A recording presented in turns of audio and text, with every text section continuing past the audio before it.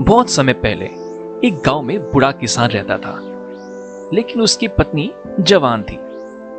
उस बूढ़े किसान की पत्नी की इच्छा थी कि उसकी शादी एक जवान व्यक्ति से हो, लेकिन ऐसा नहीं हुआ। वह अपने बूढ़े पति से खुश नहीं थी। इसी वजह से वो निराश रहा करती थी।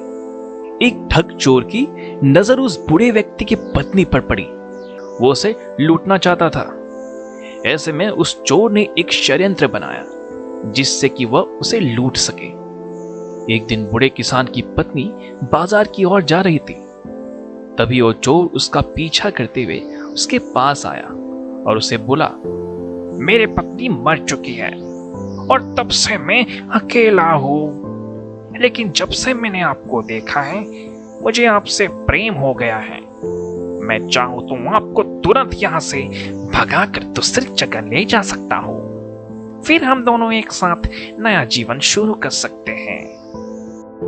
ये सब बातें सुनकर बूढ़े किसान की पत्नी अंदर ही अंदर खुश होने लगी थी, क्योंकि वो जैसा चाहती थी वैसा ही एक जवान व्यक्ति उसके सामने खड़ा था जो उसके साथ जीवन बिताने को तैयार था। ऐसे में उसने चोर से कहा, तुम यही रुको, मैं घर से अपने पति के सारे दौलत लेकर आती हूँ, फिर हम दोनों इस गांव को छोड़कर कहीं और चले जाएंगे। चोर की तरकीब काम कर गई। इस वजह से वह खुश हो गया। चोर ने किसान की पत्नी से कहा, ठीक है, तुम जाओ, मैं यही तुम्हारा इंतजार करता हूँ। किसान की पत्नी अपने घर गई। घर जाकर उससे देखा कि उसका बूढ़ा पति बिस्तर पर सो रहा था। मौका देखकर उसने सारे गहने इकट्ठा करके एक पोटली बनाकर वहां से चली गई। वह चोर के पास पहुंची। चोर धन की पोटली को देखकर ललचा रहा था। वह अंदर ही अंदर खुश हो रहा था। आज उसकी अच्छी कमाई होने वाली है। दोनों गांव से निकलने के लिए रवाना हुए। वो चोर धन की पोटली लेकर उससे छुटकारा पाना चाहता था। चलते चलते रास्ते में एक नदी आया।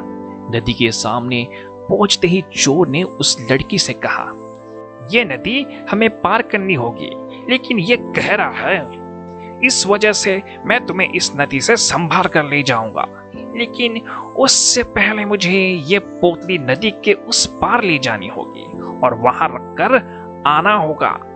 मैं इसे लेकर नदी के पास रखकर आऊंगा और फिर तुम्हें लेकर जाऊंगा। ये सुनकर वो लड़की उससे बोली, ठीक है, ये करना अच्छा होगा। तुम जल्दी से जाओ और इसे नदी के पार रखकर मुझे ले आना।